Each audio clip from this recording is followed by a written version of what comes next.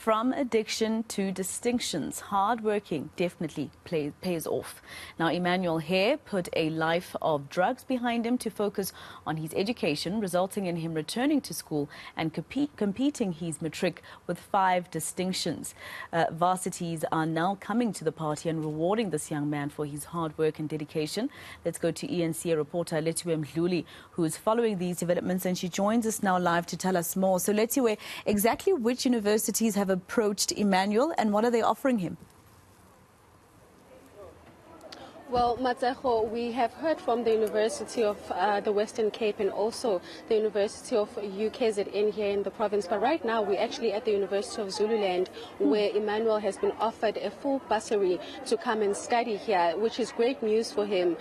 He made the decision to turn his life around back in 2020 and went back to school to grade 11 after fighting off an addiction to drugs and also falling out with his parents. After this, he went back to grade 11. And his teachers at Kwamashu were very dedicated to helping him so that he can achieve his dreams.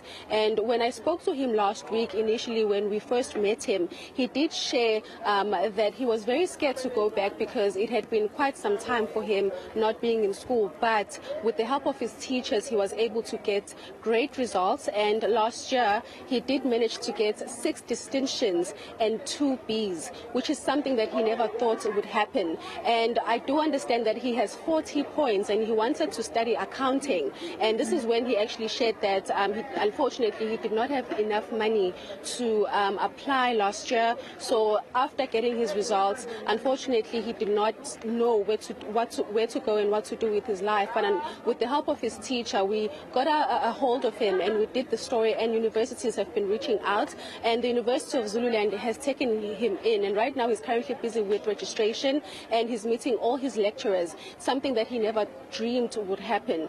And we spoke to the VC, the Vice Chancellor of the University of Zululand, a bit earlier on about their decision to take him in and why they decided to do this and what motivated the university to do this. And she was sharing that one of the reasons was because Hare was from a disadvantaged background, and majority of the students here at the university come from the same background, and they want to encourage people who come from disadvantaged backgrounds to carry on and study so that they can make something of their lives. While speaking to the Vice Chancellor a bit earlier on, this is what she had to say.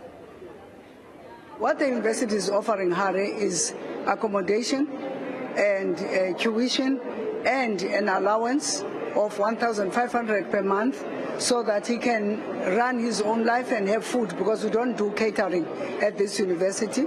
We're also offering him from the faculty's point of view. Some are going to buy books. The whole faculty has met because he's going to do BCom accounting. So the accounting staff under Professor Freilin have had a meeting to say Hare is coming because the VC has offered him a space, and they each decided in their own that I'll be buying linen, I'll be buying. So it's like he's got a whole package. Now each member of the faculty in accounting have decided that each one of them is going to give him support. I'm not sure who is giving what, but I do know, I've been told, my office has been told that they've divided themselves to say this particular staff member has put up the hand and say linen is mine, and the other one has decided that food is coming from me. So he's getting the whole package. Until such time, I think we do give them the allowances, which is the end of February, beginning of March. So we are very excited as a university. We're very excited that we could help. Have you been able to speak to Emmanuel and ask him why he chose this particular school compared to the other universities that approached him?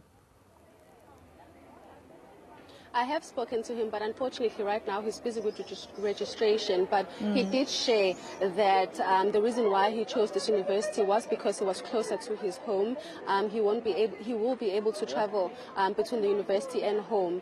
He does come from a very disadvantaged background, so he won't have enough money if he did choose the other universities to travel. So he's very happy with the university that he's chosen. Like the VC said in that bite, some of the lecturers have actually come together to assist him with clothing and also food. So they are expecting him to come back to the university on Wednesday, where he can get orientation and then they can get him settled, because we do understand the classes start on Monday. But basically the message from the story is that wherever you are, whatever background you come from, you can still make it and make something out of your life, because there are institutions willing to help and there are bursaries out there for students who need them. And the VC basically did say that for those students who don't know what to do or the next step of their lives, they can't even come to the university because they do accept walk-ins where they can get assistance, because majority of the people or the students that come from rural areas, especially here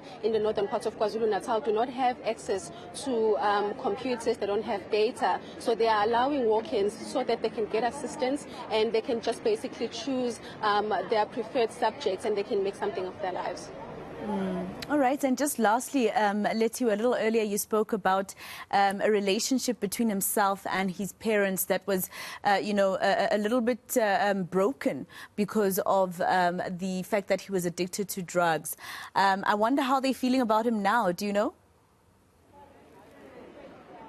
Well, unfortunately, we were not able to get in contact with his father.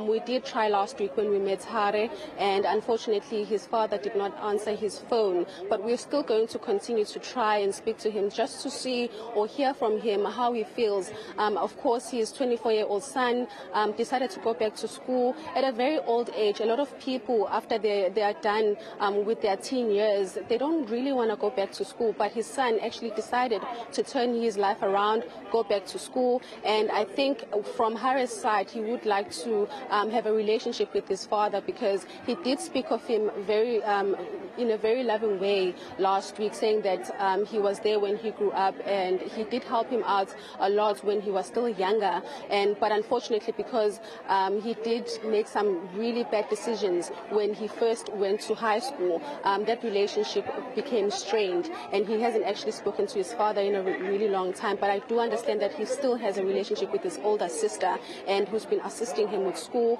and also with the uniforms and books, and his teachers are also very much involved in his life. So I will be trying to speak to his dad and find out whether he's excited and how he feels about his son making this life decision.